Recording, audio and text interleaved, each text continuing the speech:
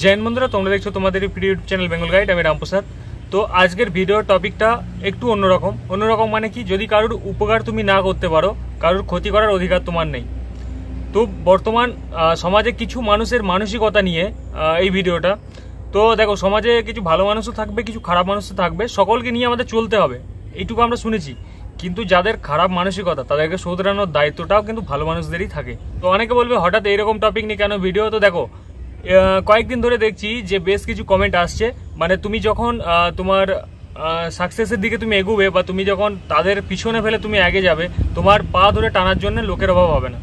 তো সেই রকমই কিছু কমেন্ট আজকাল আসছে। যে প্রথমে দেখে নিই একটা কমেন্ট, যেটা কমিউনিটি অনেক আগে পোস্ট হয়েছিল, যেখানে বলা হয়েছিল দাদা তোমার বাড়ি কোথায়। দেখো তোমরা অন স্ক্রিন দেখতে পাচ্ছ। প্রথমে জিজ্ঞাসা করা হয়েছিল তোমার বাড়ি কোথায়। দ্বিতীয় হচ্ছে তুমি যে ডিপার্টমেন্টে কাজ করো সেই ডিপার্টমেন্টে কোনো কি ডিসিপ্লিন নেই, তুমি ভিডিও বানাও। দেখো, ভিডিও বানাই এটা একটা আমার অধিকার বা হিউম্যান রাইটসের মধ্যে আসে। আর আমি ফোর্সের এমন কোনো গোপন তথ্য বা কোনো অপারেশন যেগুলো হচ্ছে সেগুলো নিয়ে কোনো ভিডিও বানাই না, ঠিক আছে। এখানে ইনডিসিপ্লিন কারবাই আমার একটু নেই। আমার মেন মোটিভ হচ্ছে যে এসএসসি জিডির কিছু আপডেট দেওয়া তোমাদের, প্লাস তোমাদের যারা ডিমোটিভেট হয়ে পড়ো তাদেরকে মোটিভেশন করা। তো আজকে তোমাদের সাপোর্টে প্রায় 32,000 প্লাস হতে চলেছে চ্যানেলটায়। তো তোমাদের ভালোবাসাই হয়েছে সেটা। তো এটা অনেকের সহ্য হয় না। প্লাস দেখো, আমি কখন ভিডিও বানাই আমি আমার নিজের রেস্ট টাইমে। এমন নয় যে ডিউটি টাইমে স্টেট পুলিশে যারা চাকরি করে তাদের মতো শুরু করে দিলাম, বা কলকাতা পুলিশে জয়েন বন্ধুরা আজকে আমি চললাম ডিউটিতে, এই ডিউটি ওই ডিউটি, স্পেশাল ডিউটি, ফলানা ডিউটি, এখানে এই করলাম ওই করলাম, এই রান্না করলাম, এইরকম কিন্তু কিছু ব্লগ আপডেট তোমাদের দিই না। কারণ এটা ডিপার্টমেন্টের কিন্তু ইনডিসিপ্লিন কারবাই হিসাবে ধরা হয়, যে আমি যদি যেখানে যাচ্ছি সেখানে যদি আমি তোমাদের আপডেট দিই। কয়েকদিন আগে অমরনাথ যাত্রায় ডিউটি গিয়েছিলাম, সেখানকার কোনো আপডেট কিন্তু তোমাদের দিই নেই, এমনকি ভিডিও দিই নেই। সেখানে রাস্তাঘাট কেমন, সেখানে লোকেশন কেমন, যদি আমি সেখানে ভিডিও করতাম আমার ডিউটি টাইমে, তো বাধা দেওয়ার মতো হয়তো কেউ ছিল না, লুকিয়ে অনেক ভিডিও করতে পারতাম। কিন্তু কেন দেবো আমাদের তথ্য? তো সেখানে কিন্তু আমি এখানে ইনডিসিপ্লিন কারবাই করি না, আমি কিন্তু নিজস্ব তথ্য দিই না। আর বলবে, অনেকে বলবে শর্ট ভিডিও। দেখো, শর্ট ভিডিও অনেক তুমি পাবে, যেখানে শর্ট ভিডিওতে কোনো কিছু ম্যাটার করে না। আজকাল বর্দিওয়ালা ফটো অনেক পাবে না, ইআই এর মাধ্যমে তুমি বহু কিছু তৈরি করতে পারবে কারো করলে, তো সেটা আলাদা ব্যাপার। চলো, তো ইনি আর একটা বলেছেন, দেখো তোমাদের অনস্ক্রিন দেখাচ্ছি। জানি না ইনি কে, কত বড় অফিসার বা কি করেন, আমার এনার সম্বন্ধে কোনো ধারণা নেই। তবে ইনি একটা লিখেছেন লাস্টে, যে তুমি এমন কিছু অ্যাচিভ করে ফেলোনি যে তুমি তাতেই এত কিছু। এমন কিছু অ্যাচিভ করা বলতে তোমার কাছে কি বোঝায় আমি জানি না। আমার যে কোয়ালিফিকেশন সেই অনুযায়ী আমি আমার যে যোগ্য মতো চাকরি সেটা আমি পেয়েছি, এবং তাকে আমি ভালোবাসি, দেশকে ভালোবাসি, দেশের সেবা করছি। তো এটা আমার কাছে অনেক বড় পাওনা। একজন মাধ্যমিক পাস করে যদি সে একটা চাকরি পেয়ে যায় 2 বছর চেষ্টা করার পর, অনেক জায়গায় সমাজে ঠোকর খাওয়ার পর, তো তার কাছে সেটা অনেক বড় অ্যাচিভ বলে মনে হয়। যেটা তোমাদের মতো ছেলেদের বাবার হোটেলে খেয়ে অনেক বড় স্বপ্ন থাকে, সেই স্বপ্নটা শুই থেকে যায়। লাস্টে তোমার বাবার যদি কোনো বিজনেস থাকে সেখানে গিয়ে চুপচাপ বসে পড়ো এবং জ্ঞানী মানুষের মতো জ্ঞান ঝাড়ো অন্য স্টুডেন্টদের। জীবনে কোনোদিন মাঠে গিয়ে প্র্যাকটিস করেছো? তোমরা কোনোদিন 10 চক্কর লাগিয়েছো মাঠে? 5 কিলোমিটার তো দূরের কথা, 1 কিলোমিটার দৌড়ে দেখিয়েছো দৌড়ানো কি কষ্ট জিনিস? তো ভাই, একটাই কথা, যখন তুমি ঘুমাতে না তখন আমি গ্রাউন্ডে চক্কর লাগাতাম, তাই এই বর্দি পেয়েছি। এমন নয় যে ভাগ্য হয়ে গেছে। যে গ্রাউন্ডের রান সেটা তোমার বাবা এসে করে দেয় নাই, যে গ্রাউন্ডে যে রিটেন টেস্ট, অনলাইন টেস্ট, সেটা তোমার বাবা এসে করে দেয় নাই, ঠিক আছে।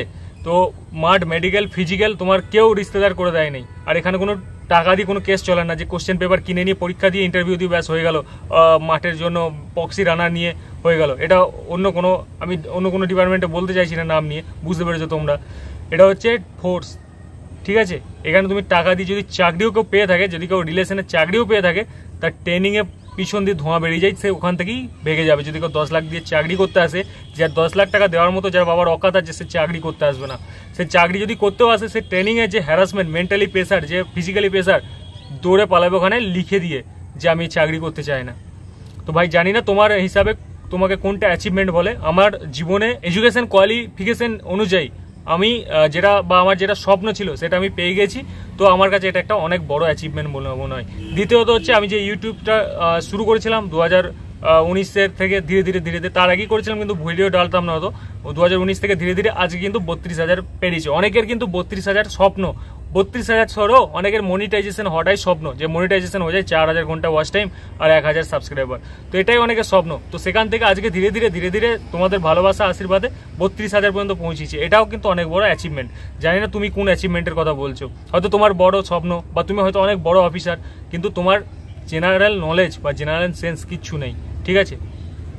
তো এটা একজন চলে গেল। এবার পরবর্তী আর একটা কমেন্ট আসছে। দেখো এইরকম আমি ভিডিওটা বানাচ্ছি এটাই কারণে যে এইরকম মানুষ সমাজে একটা দুটো নয়, বহু মানুষ আছে। দেখো আর একজনকে দেখাচ্ছি তোমাদের প্রোফাইল। এনার নাম হচ্ছে রিয়া পাল।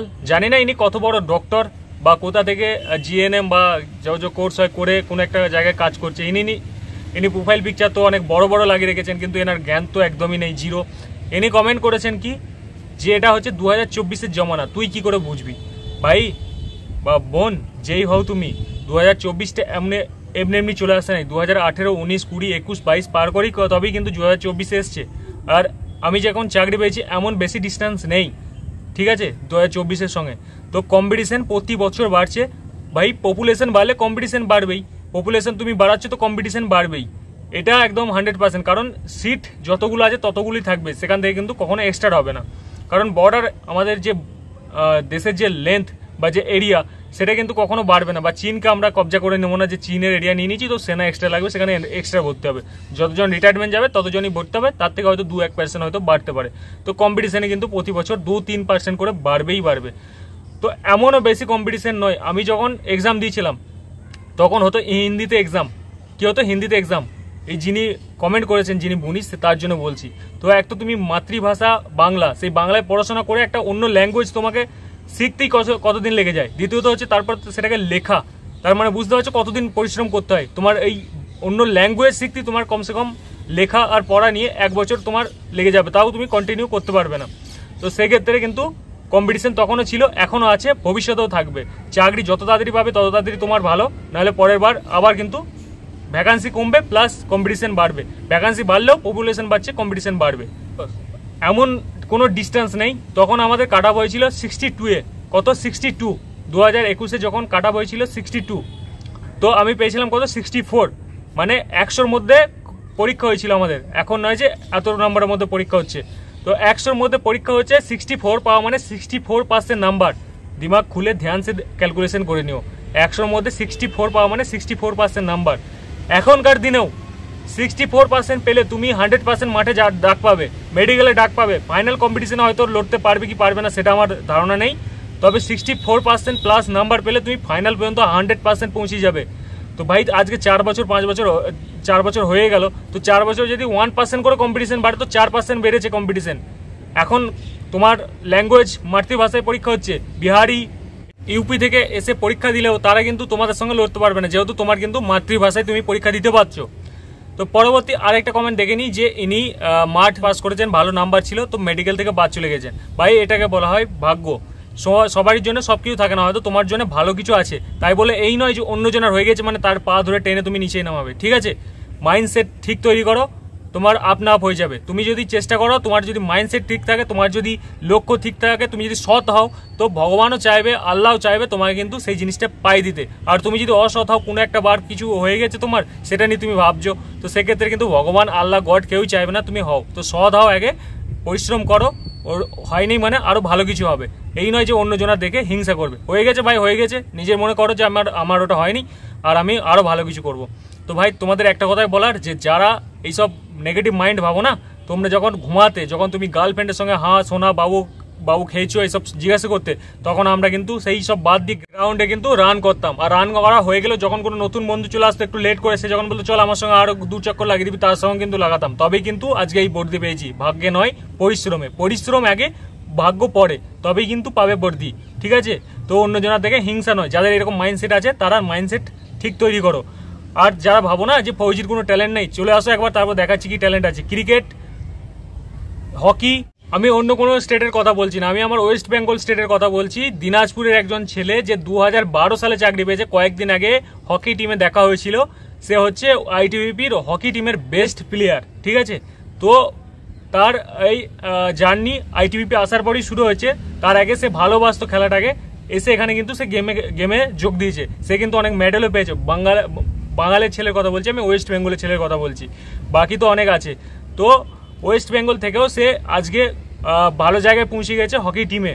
তো সেখানে যদি সে ভালো ঘরের ছেলে হতো, বা যারা এরকম কমেন্ট করে যে তুমি কি অ্যাচিভ করে ফেলেছো, সেই রকম ঘরের ছেলে হতো, এর মধ্যে যে ট্যালেন্ট আছে এ আজকে কিন্তু ঠিকঠাক জায়গায় পৌঁছাতে পারতো কি পারতো না? তোমাদের কি মনে হয়? সে ডিউটি করার পর, নিজের খেলাকে টাইম দেওয়ার পর, অন্যজনকে প্রদর্শনী করার পর ভালো লেগেছে, তারপরে কিন্তু সে আজকে টিমে খেলছে। সেরকম ফুটবল প্লেয়ারও আছে অনেক, যারা ওয়েস্ট বেঙ্গল বাড়ি, অনেকের সঙ্গে পরিচিত আছে আমার, তারা কিন্তু আজকে ন্যাশনাল লেভেলে ফুটবল খেলে আইটিবিপির হয়ে, এমনকি মেডেলও নিয়ে আসে। তাদেরকে ডিউটি করতে হয়, প্র্যাকটিসও করতে হয়, আর গেমে জেতাতেও হয়। তো ভাই, এই যারা কমেন্ট করে, এর বাপের মতো যদি টাকা থাকতো তো তারা আজকে কিন্তু আলাদাই একটা কিন্তু পরিচয় করতে পারতো। ক্রিকেট সুজিত বলে একটা ছেলে আছে আমাদের ব্যাচের ভর্তি, সুজিত বলে একটা ছেলে আছে আমাদের ব্যাটালিয়ানে, লগভগ 1100 জন আছে। 1100 জনের মধ্যে টপ ক্রিকেট খেলে, আর আজকে সে দিল্লি টিমে খেলছে আইটিবিপির হয়ে, বাইরের কোনো, কারণ আমরা যেহেতু ফৌজি, তো ফৌজির হয়ে খেলতে পারি, সিভিলিয়ানের হয়ে খেলতে পারি না। তো সেই ছেলে যদি ঠিকঠাক গাইডেন্স পেতো, ঠিকঠাক ক্লাব পেতো, ঠিকঠাক এদের বাপের মতো টাকা পেতো, তো এ কিন্তু অনেক বড় কিছু অ্যাচিভ করতে পারতো। তো চাকরিতে আসার পরেও সে কিন্তু খেলছে, আজকে কিন্তু দিল্লি টিমে আছে সে। আমি শুধু ওয়েস্ট বেঙ্গলের কটা ছেলের উদাহরণ দিলাম। এরকম তুমি আসলে ফৌজে প্রতি ক্যাম্পে, প্রতি স্টেটের এক একটা ছেলে পাবে যারা এত ট্যালেন্টেড, ঠিক আছে? তো ভাই, কাউকে এরকম বোকা বা ভুল ভাবার আগে, বা কাউকে নিচু দেখানোর আগে, কমসে কম নিজের ভেতরকে আগে দেখো যে আমি কি অ্যাচিভ করেছি, আর ও কি করেছে, অল্প বয়সের মধ্যে কি করেছে। ভাই, 21 বছর বয়সে চাকরি পাওয়া খুবই ব্যাপার। 21 বছর কি এখন দেখো, আমি যখন এসএসসি দিয়েছিলাম, যখন ট্রেনিং করি, তখন কিন্তু আমার 21 বছর বয়স, ট্রেনিং করি যখন কমপ্লিট। তো এখনো পর্যন্ত আমার যারা বন্ধু আছে, তারা কিন্তু এখনো পর্যন্ত চেষ্টা করছে, তারা কিন্তু সৎভাবে চেষ্টা করছে। অনেকের ভালো জায়গায় সিলেকশন হয়ে গেছে, অনেকের এসএসসি জিডি থেকে বাদ যাওয়ার পর আজ সাব ইন্সপেক্টরে চাকরি করছে। আমার নিজের বন্ধু, একসাথে ক্লাসমেট, ওয়েস্ট বেঙ্গল পুলিশের সাব ইন্সপেক্টর। অনেক আছে কলকাতা পুলিশে কাজ করছে, অনেক আছে কনস্টেবলে কাজ পেয়েছে, অনেক এখনো চেষ্টা করছে, অনেকে ডিএড করে বসে আছে ভ্যাকান্সির অপেক্ষায়। তো ভাই, এরা কিন্তু এখনো পর্যন্ত চেষ্টা করছে। তো অল্প বয়সে চাকরি পাওয়া মানে আমার কাছে অ্যাচিভ করা, তোমাদের কাছে কি জানি না। তো ভিডিওটা তাদের জন্যই বানানো, সকলের জন্য নয়। যাদের নেগেটিভ মাইন্ডসেট, যে মনে হয় যে আরে তখনকার দিনে তো কোনো কম্পিটিশন ছিল না, পরীক্ষা দিয়েছে পেয়ে গেছে, ऐसा कुछ নেই ভাই। তখনও কম্পিটিশন ছিল, এখনও কম্পিটিশন আছে, পপুলেশন বাড়ছে, ভ্যাকান্সি সীমিত। তো যত তাড়াতাড়ি চাকরি পাবে তত তোমাদের ভালো, যত লেট হবে তত কিন্তু তুমি এরকমই মনে তৈরি হবে যে আরে ও তখন তো কোনো কম্পিটিশন ছিল না। কম্পিটিশন ভাই ভারত স্বাধীন হওয়ার পর থেকেই শুরু হয়েছে, এখনও পর্যন্ত চলছে। পপুলেশন যত বাড়বে, কম্পিটিশনও বাড়বে। তো এমন নয় যে তখনকার দিনে যারা চাকরি পেয়েছে তারা বোকা, আর এখনকার দিনে যারা চাকরি পেয়েছে তারা খুব চালাক, ঠিক আছে? ফৌজে চলে আসো, চাকরি পাওয়ার পর বুঝিয়ে দেবে যে কে চালাক কে বোকা, ঠিক আছে?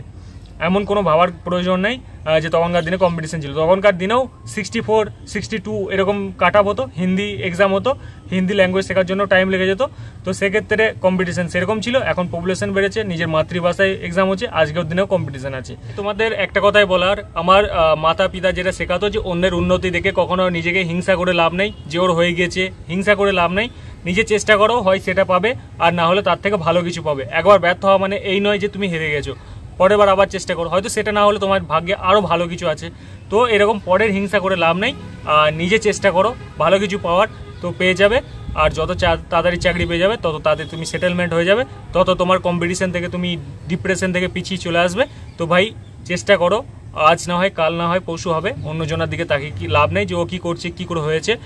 ও পরিশ্রম করেছে তবেই হয়েছে, বিনা পরিশ্রমে কারো কিছু হয়নি। তো আজকের ভিডিও এতটাই। যদি তোমাদের আরও কিছু কোশ্চেন থাকে, কিছু বলার থাকে, তো কমেন্ট বক্স খোলা আছে, কমেন্ট করতে পারো। আর চ্যানেল নতুন হলে চ্যানেলটা অবশ্যই সাবস্ক্রাইব করে রেখো। তো আজকে চলি, জয় হিন্দ, জয় ভারত।